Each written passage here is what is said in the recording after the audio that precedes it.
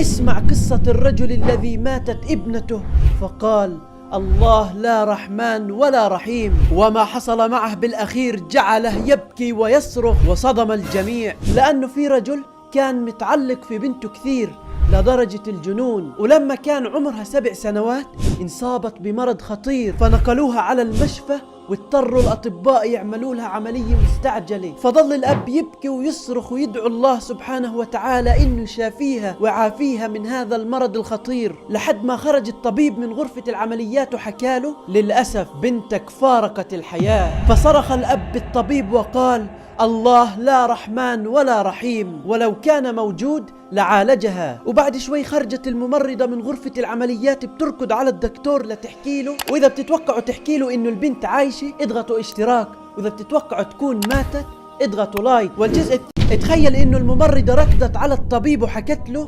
الطفلة رجعت للحياة وقلبها رجع ينبض. فركض الطبيب على المريضة وحاول يعالجها وكمل العملية لحد ما نجحت وعاشت الفتاة أجمل حياة. ولكن المصيبة العظمى لما كبرت الفتاة وتعرفت على أسوأ بنات في الجامعة فعلموها على المحرمات، وتركت إمها وأبوها وهربت من البيت. إمها المسكينة ماتت من القهر عليها، وأبوها قضى حياته يدور عليها لحد ما أجاء اتصال إنه بنته موجودة الآن في ملهى ليلي. ولما راح عليها وشاف بنته اتمنى إنها ماتت ولا شاف هذا المنظر، فانصاب بجلطة خلته مقعد طول الحياة، وعاش طول حياته يبكي ويتأسف من الله. ولهون بنكون انتهينا من هذه القصة، ولكن لم أجد لهذه القصة مصدر موثوق، فقط نأخذها للعبرة. اكتب الحمد لله على نعمة الإسلام ودمتم في أمان الله.